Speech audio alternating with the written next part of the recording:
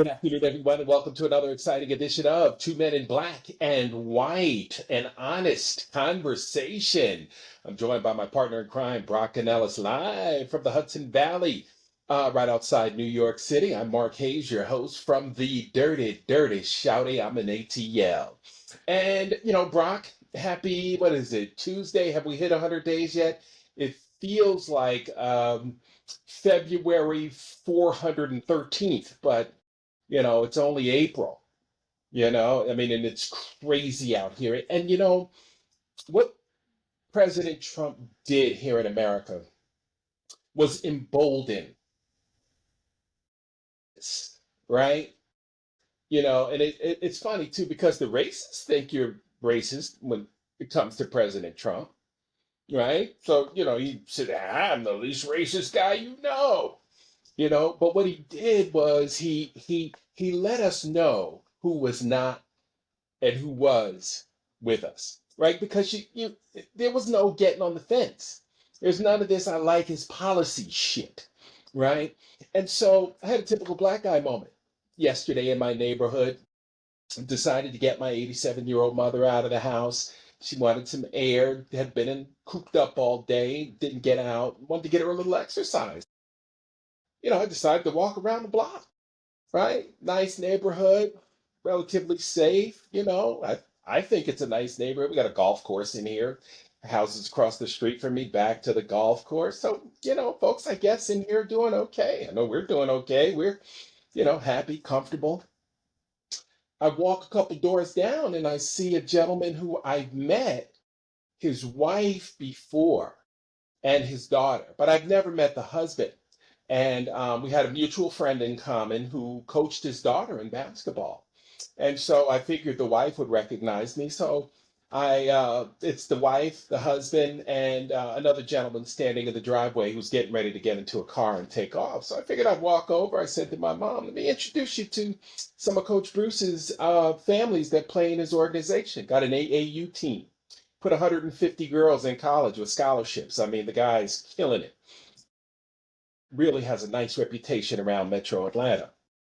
And so I decided to walk over. And as I'm getting a couple steps into the driveway, maybe two steps top, guy says, turns around. He says, what do you want?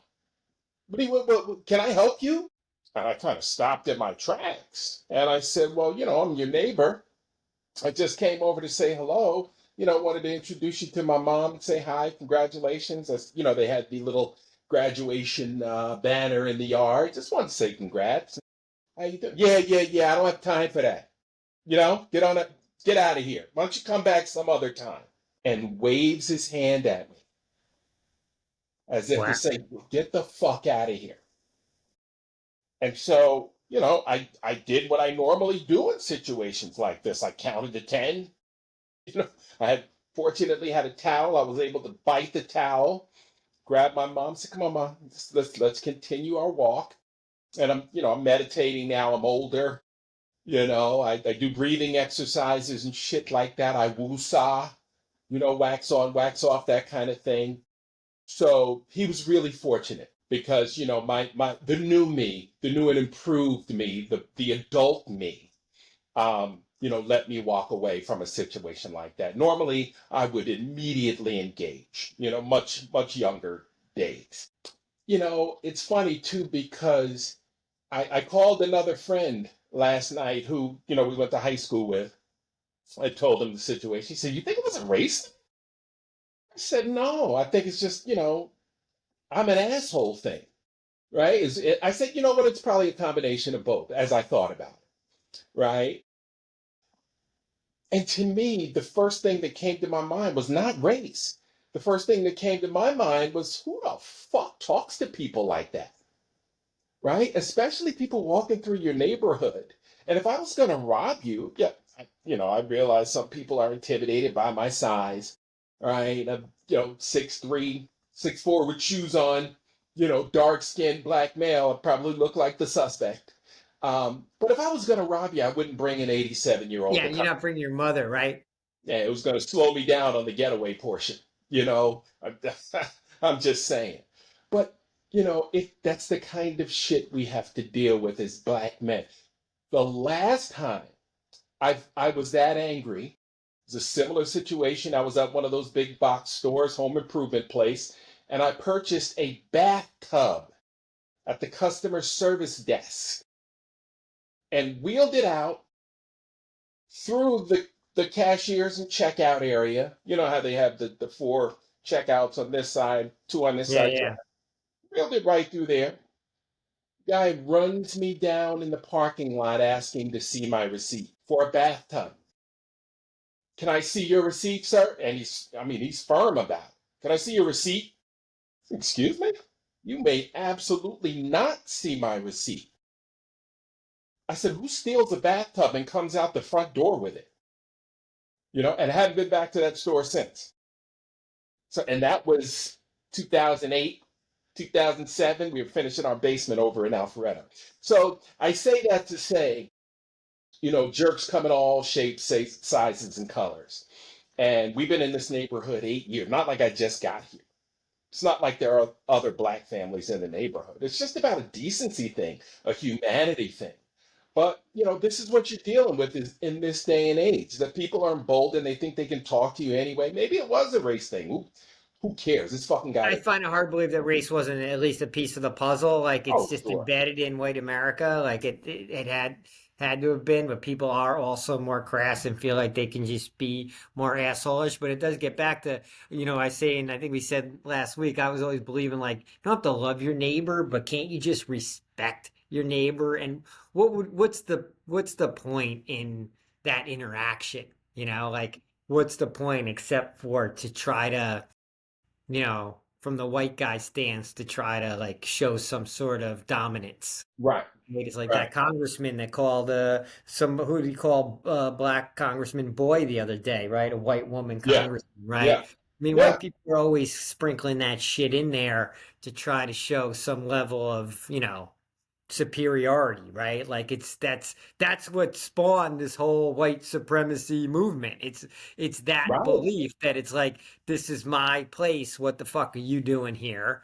And I run shit around here, right? It's that right. I And we you run don't. shit around. It's we run shit around here mentality. Right.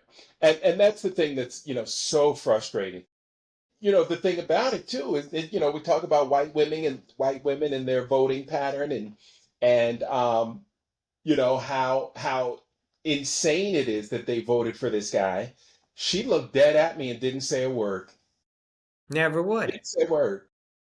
Get along to get along, right? Yeah, Whatever that term is, right? She's not going yeah, to cause a problem. Either she thinks the same way or she's definitely not going to cause a problem in her household. So exactly. there you go. Right, She says something contrary to the husband and now it's civil war in right, in the home. right, right. And it's not worth it over Not that. worth it. Not worth it. Because I'm a Yeah. thing. Yeah. I'm not an actual human being. Is the way they looked at me. Couldn't even have enough humanity to just placate us. Just take a moment. I got an 87-year-old woman with me. What kind of threat am I? Like what's the harm in saying, oh yeah, hello. Well, we're just, we were having a conversation, we were just wrapping up.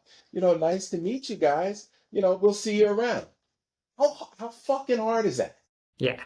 How Yeah. fucking hard is I it to mean, be you can probably guess that I've never had a interaction like that in my neighborhood. I'm I don't know. fucking I don't waiting know for all my neighbors. I don't know, but like, there's absolutely nothing that is even come in the ballpark of close to that kind of interaction. right. And see, and what white America doesn't understand is how that experience piles on top of the last one. Because see, I could easily go back to 2007. I could easily go back to, a job I had where, one of my coworkers, wanted to have a physical fist fight with me. Because like I could easily go back to, another instance where I was followed, in a high-end department store. I could easily go back to and so it's the collective experience that builds up and angers us to the point where we explode. If you've ever seen the movie Crash, Yeah. It's a real good depiction, right? We're always crashing into each other, right? We're not bumping. It's a crash, and when you start looking at that movie, because I did the movie junket for it. I actually interviewed the stars of the movie, and they were all so anxious to be a part of it because of the stereotypes that they were approaching and trying to knock down. Yeah, it was Terrence Howard, right? I think Yes, Sandy Newton was in yes, it, and yep.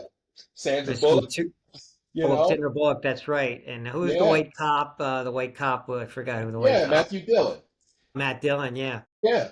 And so, when that's we need more, like kids need to be watching those kinds of movies in school. We need civics courses. We need empathy and compassion courses to teach people how to respect one another because it's not being taught in the home, right? We see what's being taught in the home, right? That Appalachia High School, that's like 15 minutes from me, bro. 15 minutes. They charge the parents in that too, because the parent has loaded weapons, obviously, within arm's reach, purchasing Hmm. weapons for their kids, right? That's the kind of shit that's being taught in the home. Somebody's got to do it, right? Look at our society right now. And this, brings us to the inhumanity over, you know, Abrega, Garcia Abrega. I mean, Abrega Garcia. I mean, we don't care enough about him to bring somebody back who's not supposed to be there. No, he's the other. He's the other. And now, now really it's just a PR fight by MAGA because they don't want to be embarrassed. So they're not going to bring him back. So instead, they've tried to paint him as a criminal, a gang member. I mean, they literally like photoshopped gang tattoos, right? Trump, our president, showing photos of photoshopped tattoos to try to gaslight their base, Right, their crew, their white supremacy crew, into believing that this is justified and the guy was a gang member. Like they're literally in plain sight, just propagating a lie. right. But And yeah, I mean, it's the underlying crime of, Project 2025, the underlying ethos of Project 2025. It's what the Silicon Valley bros are all about. Musk comes from an apartheid world, so Doji has slashed and burned anything that, like, in any way isn't just promoting whether it's white history, white excellence, white supremacy, and trying to just like erase other contributions to America. right, And Trump is of course on board with it just as much as anything. He's racist, but also like he just also wants to ride on top of a wave, and that's a wave that he's riding, and the hate wave, and that's an easy racism wave. It's an easy one for him to ride, and and the Christian fundamentalism that goes with it, because there is that Christo-fascist nature behind all of this stuff. But so right. we know the enemy. It's emboldened your neighbors to be assholes on a day-to-day basis. Yep, It's stripped away protections and opportunities to people. And, you know, what are we going to do about it? right, Where are we going? Like, is, is there enough of a push? Is there enough anger? I told you, white friends telling me yesterday they think things are going to get violent.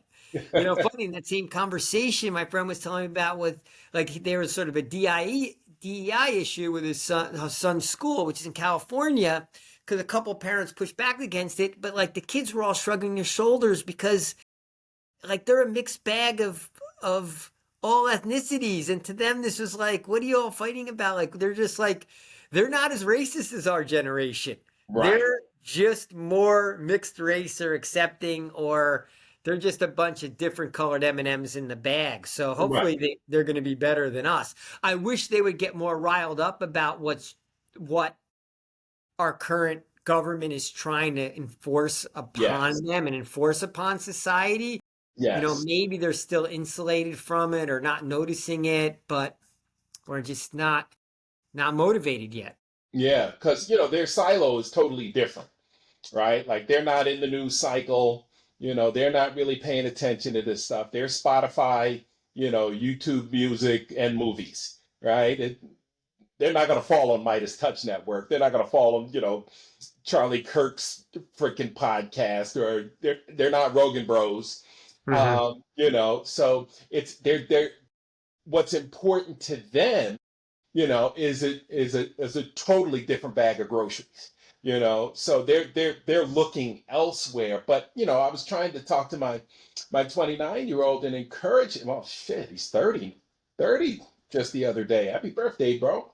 Um, to my 30-year-old and tell him that, you got to pay attention to this stuff. You're a parent now. You need to figure this out. You want to move to Florida? You want to educate your daughter, your mixed race daughter in Florida? I don't know. I would think real hard about that. Like, where you going to go where she's going to fit in, right? I have another friend, highly successful in the business community, right? And he was shocked when his uh, interracial daughter's marriage was impacted by their house hunting. They couldn't necessarily live in that neighborhood because it wasn't so friendly to mixed race marriages. And so you start thinking about this stuff. It's like, wait a minute, we got to do. Everybody's a freaking immigrant here, right? Like, there were people here before we got here, right? You just killed them all, okay? Or most of them. Most of them, that's for Yeah, sure. Yeah.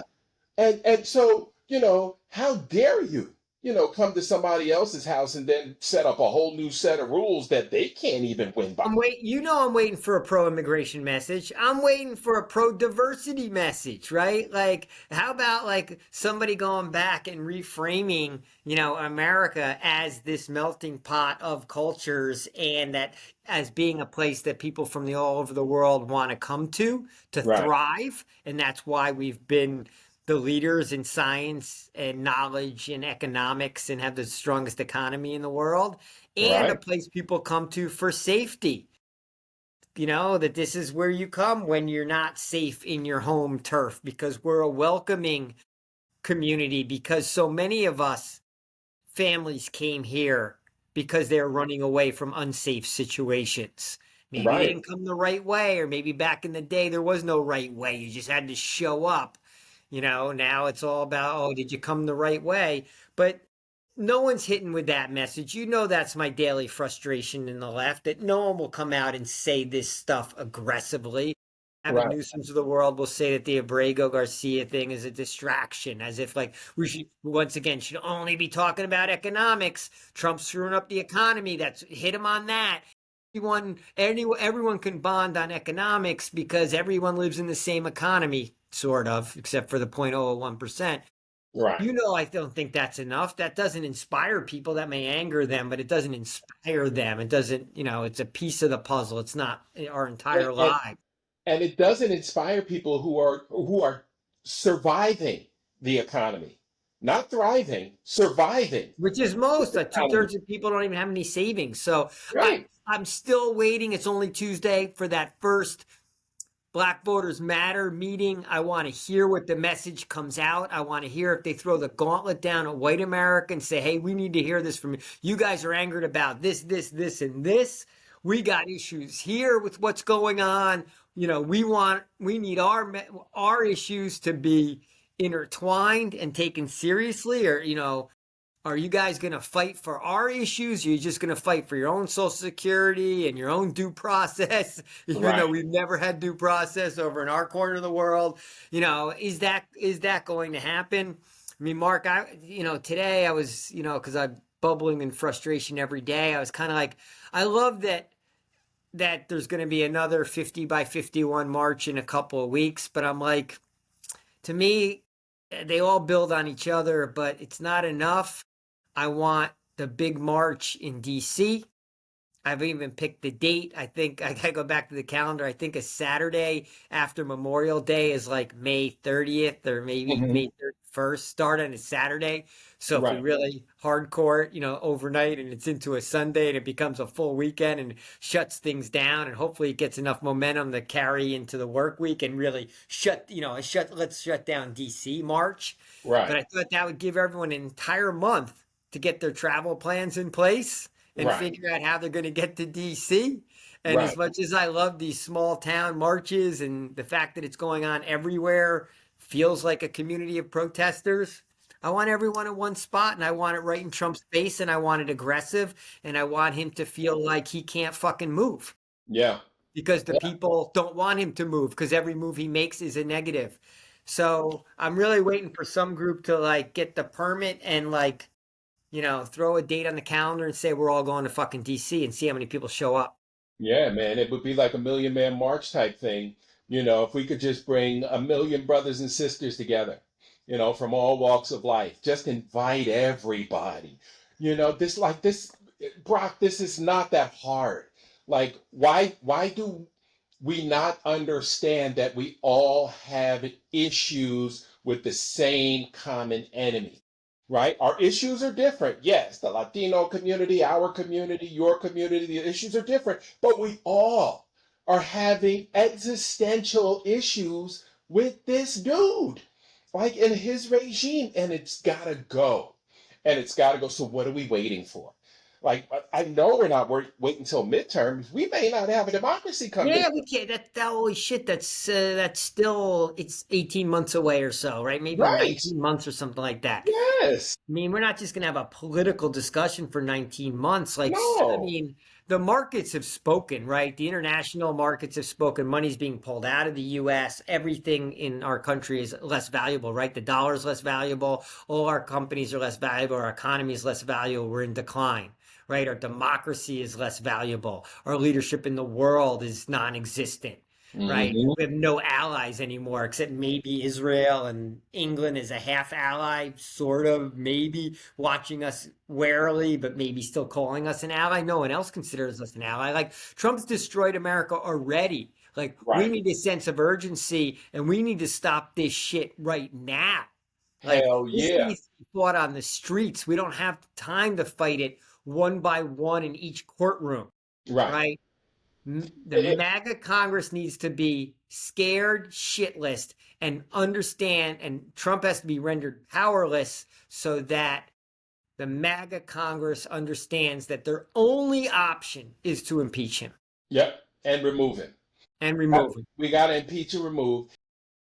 Brock, it's it's for the greater good. I mean, we're constantly talking about how people are impacted, but academia is being impacted, right? Look at what's happening at Harvard. They're having to sue the federal government and the president because of his overreach. 150 schools.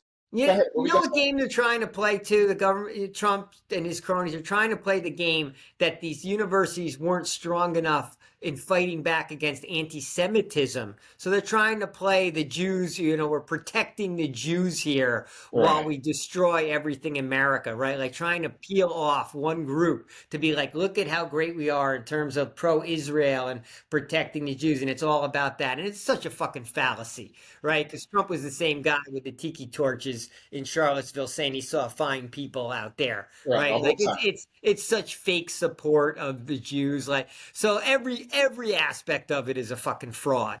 No doubt, no doubt. And then when you look at what he's turning the Department of Education into a collection agency, because now we want to get that money back that these college kids haven't paid because there are what, 5 million student loan borrowers who haven't made a payment in a year. So let's go get that money, right? Well, you and your Doji bros have spent so much money. It doesn't matter how much you collect from those 5 million, you're still in the red in terms of spending.